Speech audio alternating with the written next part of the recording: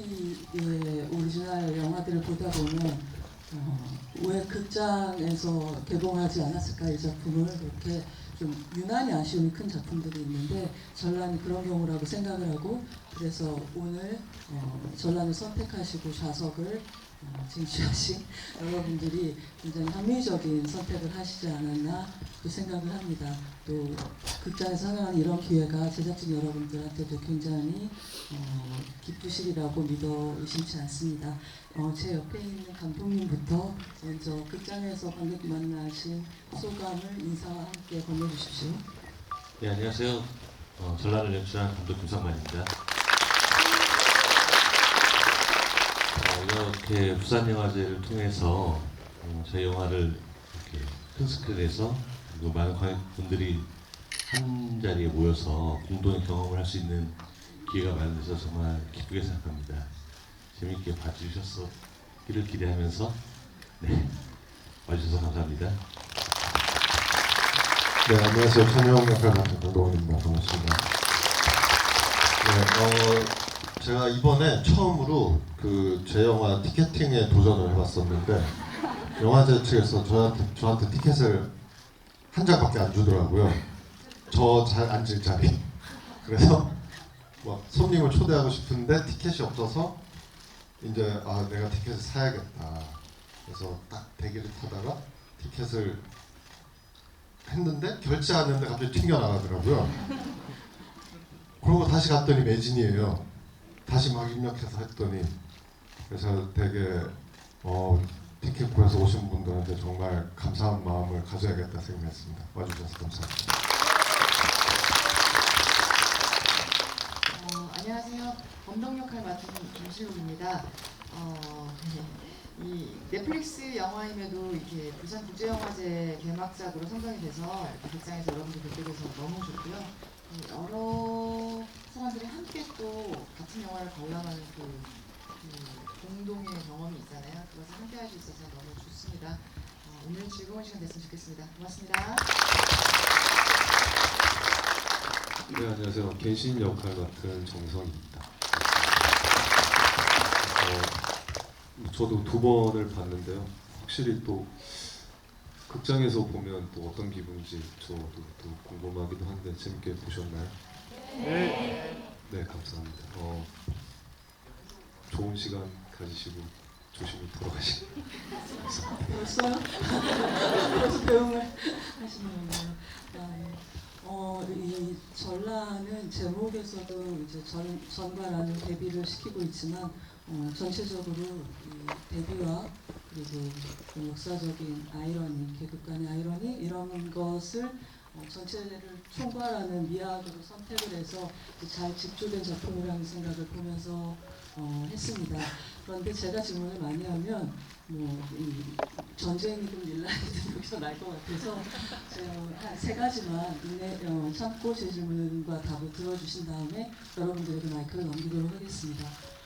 먼저 김상만 감독님, 사실 우리나라 영화나 드라마에서 이 신분 간의 갈등을 대주제로 삼는 작품이 굉장히 많았잖아요. 사실 사극 중에 그게 빠지는 사극이 없을 정도로 직간접 또는 차이가 있어도 그런 게 있고 또 이 장르로서는 무협 액션이라는 것을 시도해서 그 영화의 가장 큰 엔터테인먼트로 제공하는 작품들도 적지 않은 많이 있었어요. 그래서 이 전란의 경우에는 감독님께서는 어떻게 그 기존의 작품들과 차별화를 하고 전란의 고유함을 찾으려고 하셨는지 혹은 또 지금까지 작품들을 어떻게 종합하려고 하셨는지 그런 것이 궁금합니다. 네. 저희 시나리오를 맨 처음에 이제 제안을 받았을 때 굉장히 모든 캐릭터가 다시 얘기할게요. 이 영화에는 지금 말씀하신 것처럼 어떤 계급에 대한 이야기를 지금 하고 있는데 모든 사람들이 어떤 시대를 살아가면서 자신들의 어떤 계급적인 위치를 스스로 이렇게 생각하고 그거를 기준으로 세상을 바라보고 있다고 생각합니다. 근데 이 시나리오를 딱 받았을 때 단순히 주인공뿐 아니라 모든 캐릭터들이 각각 자신만의 어떤 그 시대를 보는 관점들을 다 미묘하게 다른 관점들을 가지고 있다고 느꼈어요. 그것에 아주 신화 캐릭터에 잘 반영이 되었다는 점이 굉장히 매력적이었습니다. 그게 그냥 이전의 어떤 언더독의 어떤 구도라든지 그런 거하고 좀 다른 차별이 있었다라고 생각이 들어서 그게 굉장히 마음에 들었고요. 그래서 이 작품을 하게 됐고 또 마찬가지로 보통 임진왜란 하면은 이제 어떤 대규모의 전투씬 뭐 이런 것들 전쟁씬 이런 것들이 생각이 날 텐데 도리어 이제 그 부분을 가볍게 7년 후로 이제 툭치고 넘어가면서 이제 어떤 그 외부의 힘에 의해서 내부 안에 있던 어떤 문제점들이 표면화되는 어떤 그런 그 이후의 이야기에 더 중심을 두고 있다는 점에서 그것도 좀 새롭다 이렇게 느껴졌고 이제 그런 부분도 강조하게 됐습니다. 정말 말씀하신 대로 그냥 양반대 노비 불평들 무아 부조리 그 얘기보다도 보면은 왜 이 계급 의식이 두 주인공 다 천영과 종묘 다 한 번 더 깨어나잖아요. 나는 평등을 믿는 양반이라고 믿었던 천영이 다시 한번 시험에 들게 되고 또 죄송합니다. 종묘가 시험에 들게 되고 천영의 경우에는 자신만 면천이 되면 된다고 생각해서 원래 천민인 동료들하고 선을 긋고 있었는데 그런 걸 뭐 흔히 뭐 즉자적 계급의식, 대자적 계급의식 이렇게 얘기를 하지만 이렇게 한 번 더 도약을 하는 계기가 잘 들여다보면 영화 속에 있는 것 같습니다. 여기에 지금 세 분의 무장이 계신데요. 보통 우리가 액션이 서사를 앞으로 전진시키는 역할도 하고 감정을 몸짓으로 표현하는 역할도 하지만 또 하나가 캐릭터를 그 인물의 성격을 어떤 그 무술의 스타일로 표현할 수 있잖아요. 근데 이번 영화 경우에 뭐 무기라든가 그다음에 건법이라든가 전술이라든가 이런 게 이 인물의 본질이나 성격하고 무관하지 않다고 보이는데 이제 각각 이제 액션을 연기하시면서 어떻게 이해를 하고 표현을 하셨는지 먼저 말씀하실 분부터 해서 세 분 다 듣고 싶네요.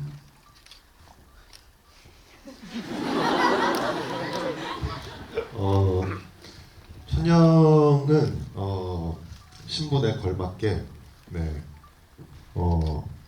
되게 그냥 자유로운 검을 씁니다. 노비 출신의 뭐 되게 뭐 타고난 무사이긴 하지만 신분 때문에 뭐 무사가 될 수 없는 그런 인물인데 그래도 이제 정말 타고나기를 천재무사 같은 그런 재능을 가지고 태어나서 뭐 제대로 배우지 않아도 남이 그냥 하는 걸 보고 그냥 그대로 따라하고 배울 수 있는 그런 자유로운 검을 쓰는 그런 역할이라서 뭐 감독님이랑 얘기도 하고 그리고 무술 감독님이랑도 얘기해서 뭐 열심히 준비해서 했습니다. 가령 군도나 전우치의 액션하고 배우님 입장에서 비교할 수 있을까요? 그 차이들을? 제가 형사라는 영화에서 처음으로 칼을 쓰는 영화를 찍었었는데 형사 때 이제 검을 썼었고요. 군도 때 이제 돌을 썼어요. 그랬는데 이번에는 둘 다 썼죠. 종려가 검을 쓰고 제가 돌을 주로 썼는데 이제 종려의 검도 제가 마지막에 같이 써서 둘 다 썼습니다. 그게 약간 선이 달라요. 검이랑 그 돌은 약간 일단 주로 검은 찌르기가 좀 더 많이 들어가고 돌은 좀 더 베는 위주인데 그리고 양날이고 한쪽 날이고도 차이도 있고 그래서 좀 더 두 개 다 이제 예전에 배워놨던 거긴 한데 이번에 좀 더 그냥 자유롭게 하려고 많이 했습니다. 김신록 배우님의 이 범동은 정말 카타르시스 그 자체 액션 돌이깨질을 하셨는데 너무 궁금해요. 범동 같은 경우는 이제 평민인데 그 전쟁이 나서 뭐 울분을 참지 못하고 물불을 가리지 않고 뛰쳐나온 사람이기 때문에 지금 모기로 도리깨를 사용하고 있거든요. 도리깨라는 것은 이제 곡식을 털던 농기구인데 그 위를 조금 개량해가지고 무기로 사용을 하는 겁니다. 그래서 이 사람은 무예를 배워본 적이 전혀 없고 그냥 게릴라 전투에서 익힌 서바이벌 기술을 동원해서 아주 투박하고 거칠게 울불거리지 않고 싸우는 방식으로 액션을 설계했습니다. 적장께서는 어떻게 네, 저는 어쨌든 사무라이의 어떤 그런 걸 기본으로 하긴 했는데 검 스타일이 다 달랐어요. 동원 씨랑 준민 씨랑 저는 어쨌든 이제 양날을 써야 돼서 양손을 써야 돼서 두 개를 갖고 하는데 조금 처음에 그럴 때 조금 하나를 써봤는데 두 개를 써보는 것도 처음이라서 근데 그 선들이 계속 이어지고 이렇게 흘러가듯이 하는 거에 좀 중점을 두고 많이 연습했던 것 같습니다. 네. 감독님께 하나만 지금 시간이 제가 끄는 거 아닌가요? 아니, 저걸 많이 짧습니다. 멀어가지고 감독님께 하나만 더 여쭤볼게요. 사실 이제 이 영화에서 서로 다른 언어로 소통을 할 때 이제 드라마의 스피드를 위해서 통했다 치고라고 생략을 하고 넘어간다. 특히 대중 영화에서 그렇게 할 때가 많은데 이제 각본을 또 네. 박찬욱 감독님이 함께 쓰셨잖아요. 네. 뭐 친절한 금자씨 때부터 네. 뭐 최근에 동조자까지 그리고 뭐 대표적으로 헤어질 결심도 있었고 이 뭔가 이 언어에서 저 언어로 넘어가는 과정에서 통역을 생략하지 않음으로써 네. 언어와 진실의 이 재밌는 갭이라든가 네, 그렇죠. 사실과 진실의 갭이라든가 이런 거를 놀랍게도 임진왜란 배경인데 네. 아주 급박한 액션 중에도 썼어요. 근데 저는 솔직히 제가 감독이라면 리스크가 있다. 이게 톤적으로 맞을까? 그런 생각도 했을 것 같은데 어떤 논의가 있었는지 듣고 싶습니다. 네, 일단은 아까 말씀하신 것처럼 어떤 시간적인 제약이 있으니까 많은 부분 우리 다 알아듣는 셈 치자라고 해서 한 언어를 쓰거나 아니면 뭐 그 언어를 좀 외웠다든가 뭐 이런 식으로 여러 가지 기법을 쓰는데 박찬욱 감독님이 쓴 시나리오에 이게 다 통역을 하는 걸로 되어 있었어요. 그래서 아무래도 이제 감독님 스타일상 이거를 그냥 퉁치고 넘어가는 거는 못 참으시는가 보다라고 이제 생각을 했고 그것 때문에 이거 빼면 안 되나요? 이런 식으로는 얘기를 안 했어요. 이거를 도리어 그 과정에서 오는 그런 어떤 갭 혹은 어떤 뉘앙스의 어떤 변화 이런 것들을 아예 차라리 더 재밌게 만들어 보자라고 이제 생각을 했었고 이제 그 와중에서 약간 좀 진지하게 표현돼야 되는 부분에서는 조금 줄이자. 이 정도 이렇게 저희 작가 그리고 프로듀서와 함께 골머리를 써서 했는데 좀 줄인 건가요? 원래보다는 좀 줄어든 건가요? 아니요 줄여든 거 아니고 각색 과정에서 어떻게 하면 좀 더 재밌게 할까 이왕 할 거면 그 갭을 더 활용을 하자라고 해서 뭐 예를 들어서 그 사람이 이제 포로로 잡혔던 조선인이거든요. 그렇기 때문에 처음에 이제 보면은 이렇게 묶인 채로 끌려 들어와요. 임진왜란 초기엔 이제 그러다가 계속 옆에 붙어서 이제 북왕의 위치까지 올라가서 끝에까지 살아남게 되는 사람인데 그러다 보니까 양쪽 말의 뉘앙스를 아는 사람이다. 이제 그런 설정으로 해서 이제 말을 옮길 때 조금 뭐 좋게 얘기한다든가 이쪽은 더 무시한다든가 이런 식으로 지 편의대로 약간 통역을 하는 어떤 그런 방식으로 각색을 더 했습니다. 그렇군요. 여러분들 머릿속에 하실 질문이 정리가 되는지 모르겠는데 한 가지 부탁드리기로는 가능한 한 많은 분이 기회를 가지시면 좋으니까 질문 하나만 해주시고요. 어떤 분한테 드리는 질문인지 말씀을 해주시고 또 이제 골고루 또 질문에 답을 기회 질문 대답 기회가 갈 수 있도록 여러분들이 잘 자리를 만들어 주시길 바라겠습니다. 힘들어 주시겠어요?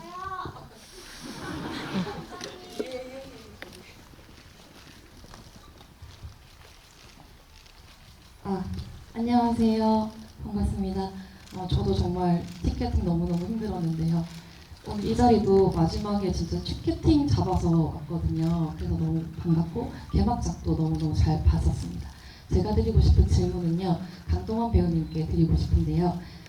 천영이라는 인물 이 이름이 극에서 2번 정도 다른 한자어로 나오지 않습니까? 그럼 강동원 배우님께서 생각하셨을 때 분명히 떠오르셨을 것 같아요. 본인만의 한자나 아니면 다른 뜻이나 그런 거 생각하신 거 있으면 어떤 거였는지 궁금합니다. 감사합니다. 아니 뭐 제가 따로 생각해 본 적은 없고요. 둘 중에 하나가 더 마음에 드는 게 있다면 저희 대장이 지어주었던 하늘천 빛날령이 더 그림자처럼 따른다보다는 나은 것 같아요. 네. 저는 뭐 따로 생각해 본 적은 없습니다. 누가 하실까요? 일단 여기 셋째 줄에 초록색 베스트 입고 계신 관객님. 네, 안녕하세요. 저 너무 영화를 시간 가는 줄 모르고 봤던 것 같아요. 너무 재밌게 봤어요. 특히 그 3파전으로 이렇게 액션하는 부분을 너무너무 재밌게 봤거든요. 근데 선조가 이렇게 도망칠 때 해무가 잃었잖아요. 그리고 또 3파전 때도 해무가 이렇게 잃었던 건데 저는 그걸 보면서 시대가 진짜 앞이 막막하게 안 보이는 거구나라는 생각을 했거든요. 근데 그런 건지 아니면 감독님은 그 해무가 잃었던 걸 어떤 의미에서 넣었는지 좀 궁금해요. 네, 이제 해무 액션 같은 경우 특히 이제 아마 라스트 해무 액션에 대해서 좀 많은 이 궁금해 하시더라고요. 그래서 이제 그 부분을 어떻게 설계해야 되나 참 고민이 좀 많았어요. 사실은 거기가 그냥 액션의 쾌감으로만 할 수 있는 씬이 아니라 생각했고 각자 어떤 그 상대방에 대해서 어떤 목적이 있잖아요. 복수를 한다거나 원한을 갚는다거나 아니면 막 최후의 대결을 한다거나 하는 각자의 목적이 다른데 이제 그 사람들의 칼이 막 서로 엉켜야 되는 그 씬을 설계하는 데 있어서 고민을 하다가 해무라는 바다의 어떤 기상 환경 그거를 가져오면 이 해무가 두꺼워지면 누가 누구를 향해서 싸우는지 셋이 누가 누구인지 구분이 안 되는 효과 그리고 때로는 그 무리에서 떨어져 나왔을 때 어디서 칼이 날아올지 모르는 어떤 긴장과 공포 뭐 이런 것들을 이용해서 그 영화의 좀 텐션을 좀 올릴 수 있을 것 같다 그런 생각도 했고 이 강동원이 연기하는 이제 천연무한 그 박정민 씨의 이제 중녀가 해묵은 감정을 최후에 풀어낸 순간 해무가 거치면서 이제 모든 것이 이렇게 명쾌해지는 어떤 그런 식의 흐름을 만들어낼 수 있겠다고 생각을 해서 이제 그 해무 씬을 그렇게 설계를 했습니다. 뭔가 구로사와 아키라 감독의 영화나 아니면 웨스턴의 마지막 클라이맥스를 생각하는 분들, 롱롱롱 같은 보도에 분명히 있을 것 같습니다. 이번에 혹시 저쪽 블록으로 나올까? 예, 저 이쪽으로 가주시면 모자 쓰고 계신 분이 북한 거울로 네. 먼저 영화 너무 잘 봤습니다. 저 감독님께 좀 영화 그 스토리상 조금 제가 이해한 게 맞는지 여쭤보고자 이렇게 질문 드렸는데요. 처음에 그 시작을 추노꾼 3명한테 이제 천영이 그냥 잡혀서 끌려오는 장면으로 시작했잖아요. 근데 극 중에서는 이제 천영이 거의 그 무력이라고 해야 되나? 그게 좀 제일 뛰어난 걸로 알고 있는데 그 7년이라는 사이에 외국 저희 일본 장수랑 이제 그 대결하면서 검술의 일부를 좀 토키타를 쓴 장군과 싸워서 습득을 했냐 이런 식으로 나와져 있는데 혹시 그 전란 때 동안 이제 그 추노꾼들을 넘을 수 있을 정도로 이렇게 성장했다라는 의미로 그러한 요소를 집어넣었는지 그 점이 조금 궁금해서 질문드렸습니다. 네, 그 약간 비슷한 예일 것 같은데 보면은 그 겐신도 굉장히 칼을 잘 쓰잖아요. 어떻게 보면은 일본 최고의 무술 실력자다 저희는 이렇게 생각하는데 보면은 중간에 그물에 맥없이 잡혀버려요.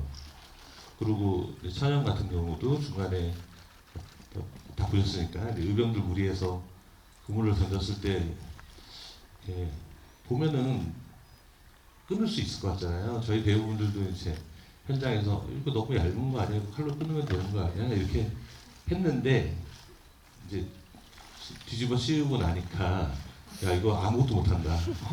오늘 도저히 움직일 수 없다. 이런 식이었거든요. 이게 뭐냐면은 이 무기들은 서로 이렇게 뭐라 그러죠? 그 상성이라고 이런 게 있다고 생각을 해요. 그러니까 추노꾼이 맨 처음에 걔네들이 사용하는 어떤 포박 위주의 무기.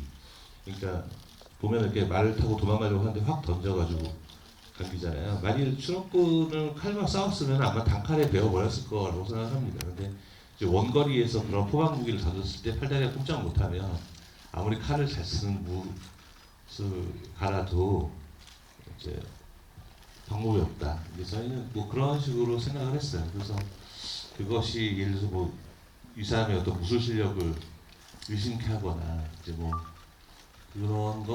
그런 식으로 생각은 안 하셔도 안 하셔도 되지 않을까 이렇게 생각합니다. 네.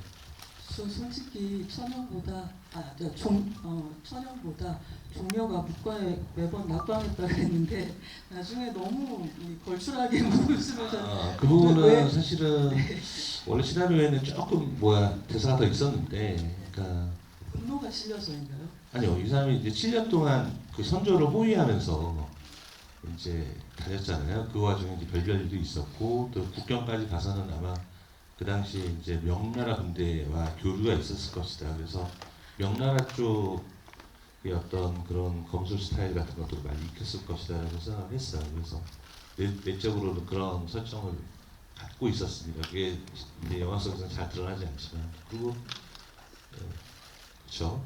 그것도 원래 대사에 있었는데 나중에 이제 실용에서는 그런 대사는 이제 삭제하게 됐습니다.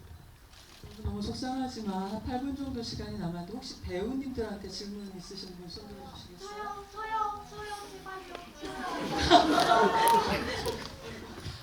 누가 제발로 하셨죠? 저요. 예, 저기.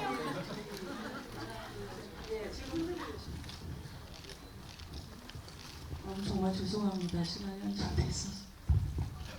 안녕하세요. 제가 하고 싶은 질문은 이게 마지막에 그 종려를 찾지 못했다는 선조의 나레이션이 나오잖아요. 이거 근데 이전에 그러면 천영이 이제 종려를 이렇게 종려가 죽었잖아요. 이거를 천영이 묻어줬을지 아니면 뭐 화장을 했을지 이렇게 좀 이렇게 마지막에 좀 챙겨줬는지. 그러니까 이게 영화에는 나오지 않지만 이게 영화를 찍으면서 어떤 그런 그림은 그리실 거라 저는 생각을 해요.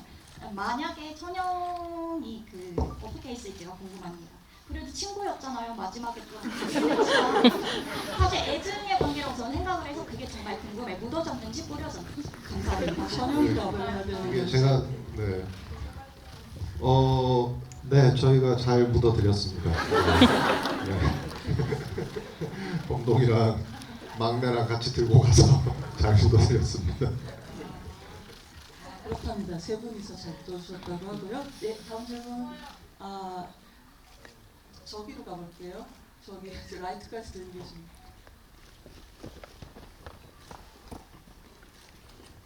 네, 일단 작품 너무 재밌게 잘 봤습니다. 일단 김신록 배우님한테 질문 드리고 싶은데 제가 이제 김신록 배우님을 지옥 시즌 1에서 처음 알게 되어서 근데 그때 너무 연기를 인상 깊게 봐가지고 그 뒤에 나온 작품들을 다 챙겨봤었는데요. 이번 작품 같은 경우에는 이제 첫 사극이시기도 하고 액션이기도 하셔가지고 혹시 이 범동이라는 캐릭터를 어떻게 연구했는지 궁금합니다. 이 범동이라는 캐릭터 어떻게 연구했는지 궁금합니다.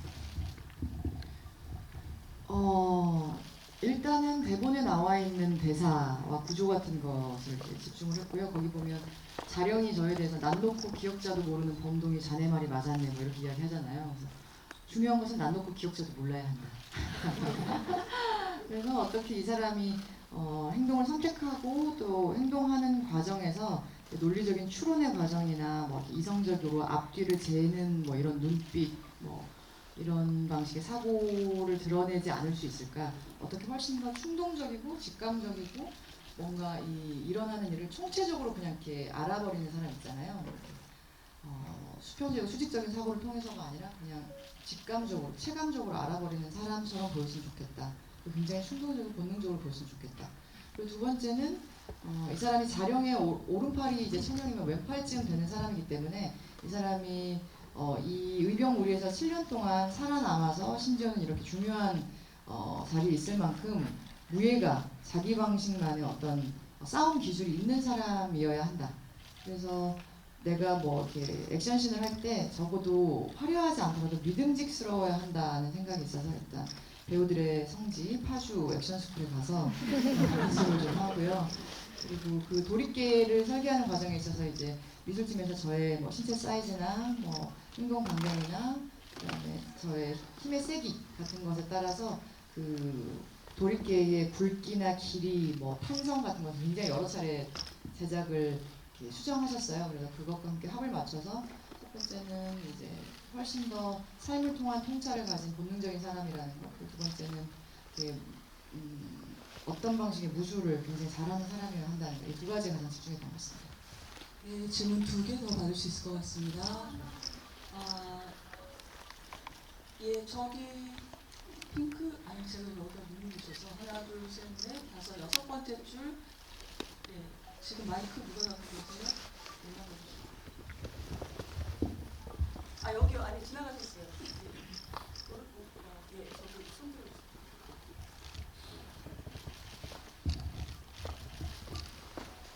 예, 일단 영화 잘 봤습니다. 감사합니다.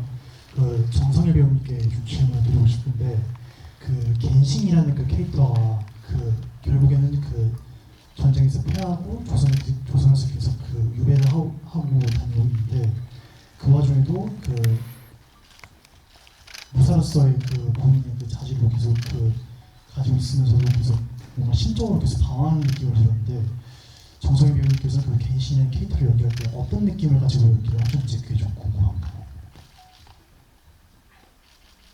네, 일단 겐신이라는 인물은 일본에서 어쨌든 감독님 말씀하신 것처럼 무에서는 가장 뛰어나다라는 인물로 설정됐었고요. 그렇게 전쟁을 통해서 이 나라에 왔을 때 업적을 세우고 다시 귀환을 하려고 한다.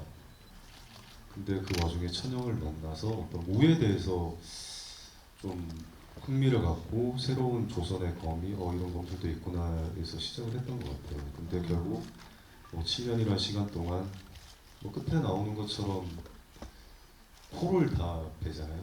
그걸 가지고 다시 돌아갔을 때 나의 어떤 부와 뭐 업적 뭐 그런 식으로 가지고 가려고 했으나 무에서 시작했는데 중간에 뭐 무사답게 죽여라 이런 얘기를 하긴 했는데, 사실 저는 좀 그런 걸 표현하고 싶었어요. 아무리 그런 무사나 어떤 그런 정신을 갖고 있었어도 전쟁이라는 것 속에서 사람을 죽이고 하는 과정에서 그 사람은 어떤 무의 정신이 아닌 뭐 사륙 이런 뭐 결국은 살인귀죠. 뭐 그렇게 변화하는 모습이 뭐 자신의 실력을 믿고 오만하고 자만하다가 결국에는 뭐 죽는 그런 변화에 조금 신경을 쓰고 싶었던 것 같습니다. 네. 본인 캐릭터에게 냉정하시군요. 마지막 질문이요. 저요. 하나, 둘, 셋, 다섯. 저기 꽃 들고 계십니다. 마스크하고 꽃 들고 계신 분이요. 아유, 달리기에서 조심합니다. 여기입니다.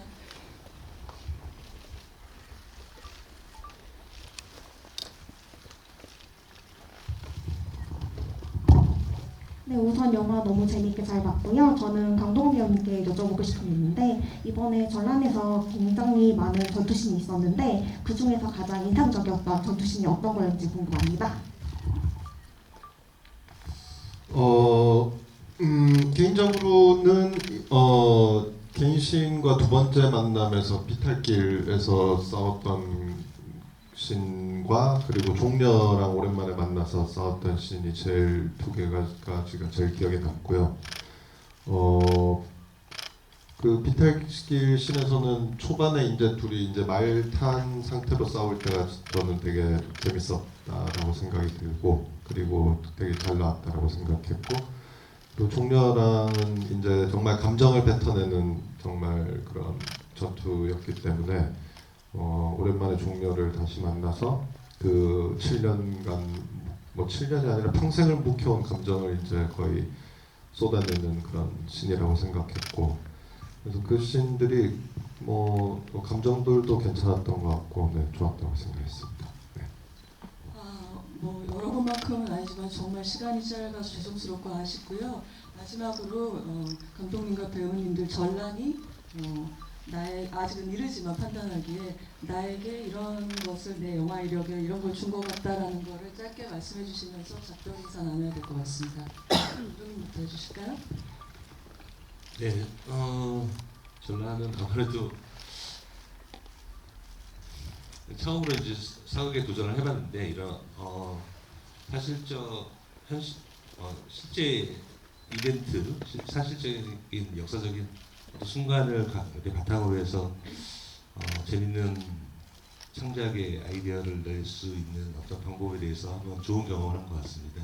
그리고 무엇보다 너무나 멋지고 좋은 배우들과 같이 할 수 있었던 것이 저는 너무 행복한 기억이 될 것 같습니다. 저도 다 같이 참 너무 즐겁게 일했었고요. 감독님이랑 하는 작업도 너무 즐거웠고, 네, 너무 행복하게 찍었고, 그리고 뭐 오랜만에 또 칼부림을 해서 즐거웠고요. 그리고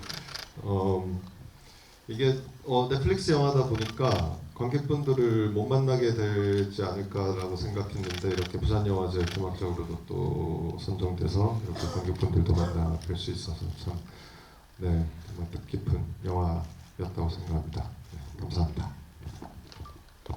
이렇게 좋은 영화에 또 부산영화제 개막작에 이렇게 배우를 참여해서 함께 하게 돼서 정말 영광이고 기쁘고요. 저에게 전란이란 첫 사극 영화이자 첫 액션 영화이자 첫 넷플릭스 영화이자 첫 부산영화제 개막작이자 그래서 정말 많은 첫 경험을 하게 해준 작품입니다. 정말 잘 됐으면 좋겠고 나중에도 돌아봤을 때 굉장히 행복한 기억일 것 같아요. 감사합니다. 네, 저도 뭐 이렇게 좋은 작품에 참여할 수 있었던 것만으로도 너무 좋은 시간이었고요.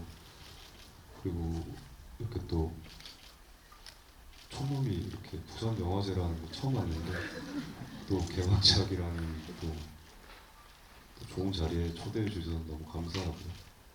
저희 지금 잔치 중입니다. 다음에 영광인 걸 알고 좋은 기억으로 잘하고 가겠습니다. 감사합니다. 그리고 경청해주신 여러분 모두 감사합니다. 안전하게 돌아가세요. 관객분들 앉아서 대기 부탁드립니다.